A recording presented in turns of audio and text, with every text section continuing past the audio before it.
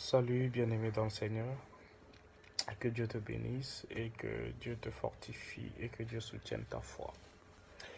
Aujourd'hui, je viens partager deux portions d'écriture dans le livre de Zacharie, Zacharie 10.1 et Zacharie 11.1.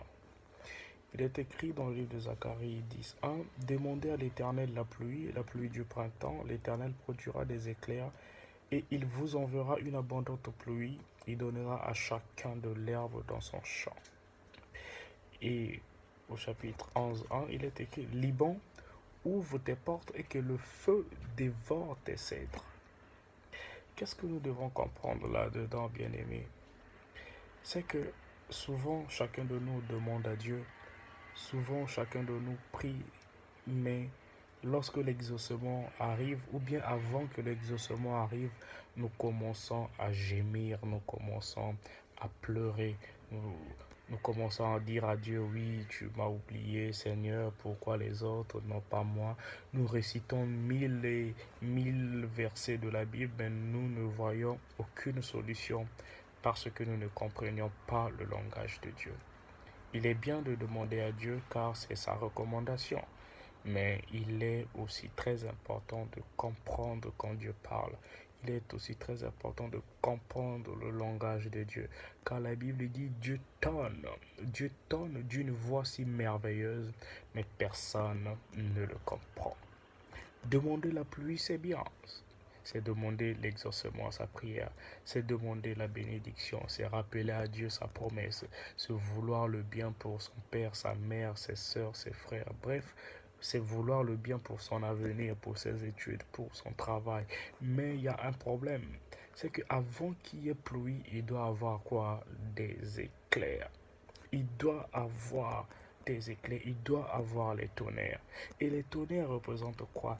Les tonnerres représentent la persécution dans nos vies. Les tonnerres représentent les moments où tu verras ta foi secouer.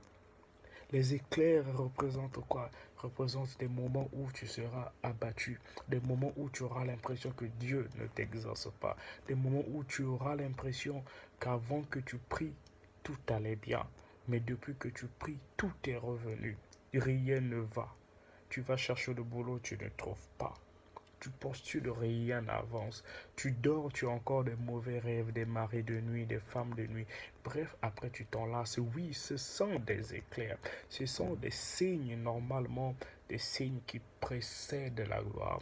Ce sont des signes qui précèdent la pluie de la bénédiction. Mais Dieu est juste.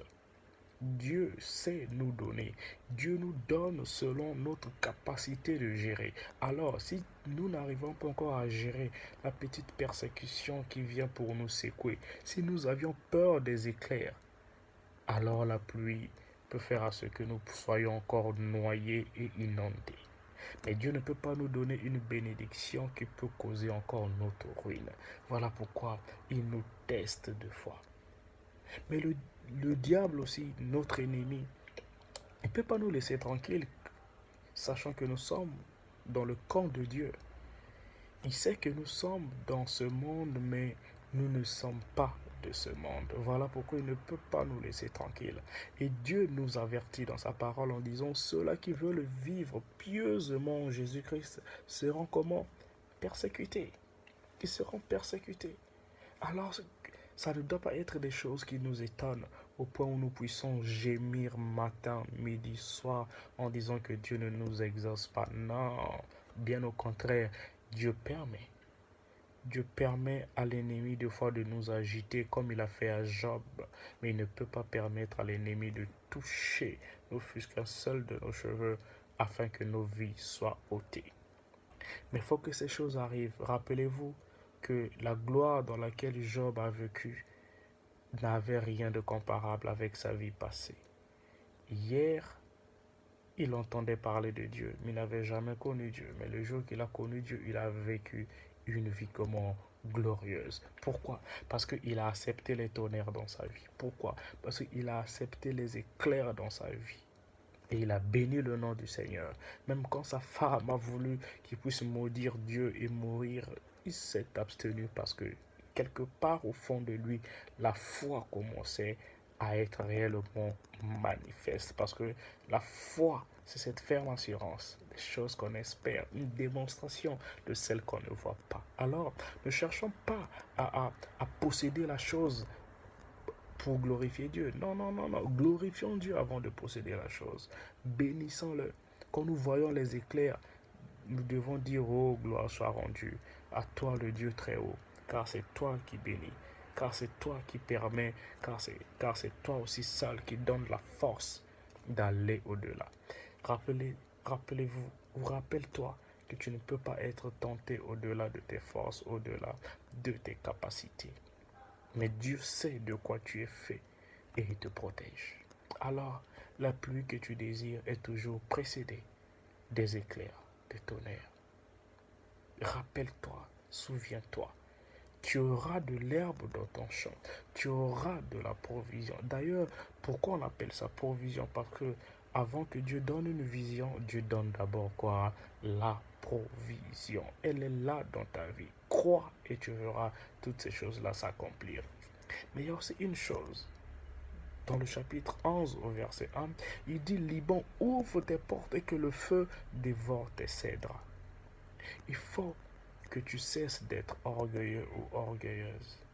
Il faut que tu cesses de compter sur ton intelligence. Il faut que tu cesses de compter sur tout ce que tu vois autour de toi, car ta force et ta capacité viennent de Dieu. Même si tu as les biens matériels aujourd'hui, mais tu n'as peut-être pas les biens spirituels. Voilà pourquoi ton orgueil va te conduire à la mort. Voilà pourquoi ton incrédulité va te conduire à la mort. Mais qu'est-ce que tu dois faire comme la parole de Dieu? La parole de Dieu dit, Liban, ouvre tes portes et que le feu dévore tes cèdres. Les cèdres peuvent être toutes choses qui remplacent Dieu dans ta vie. Toutes choses sur, sur lesquelles tu comptes, ça peut être aussi ta famille, ça peut être n'importe quoi, mais ce sont des choses qui t'empêchent de voir la gloire de Dieu. Voilà pourquoi Dieu veut que tu ouvres la porte de ton cœur, la porte de ta vie, afin que lui vienne et que le feu de sa puissance dévore toutes ces choses et que le Saint-Esprit occupe tout l'espace que tu peux lui donner. Dieu est merveilleux et il t'aime d'un amour sincère, inconditionnel. Tu n'as rien payé pour être en vie. Tu n'as rien demandé pour être en vie. Combien que toi tu connais qui sont déjà morts, qui sont dans la morgue, Bref, combien de personnes tu connais qui sont à l'hôpital, qui sont dans les cimetières, mais toi tu es en vie. Alors, rends grâce à Dieu et bénis-le. Sois fidèle à sa parole. La pluie, elle est là, mais les éclairs précèdent la pluie. Il veut te bénir, mais ouvre la porte de ton cœur et que le feu dévore tes cèdres. Que Dieu te bénisse et que Dieu te garde son amour.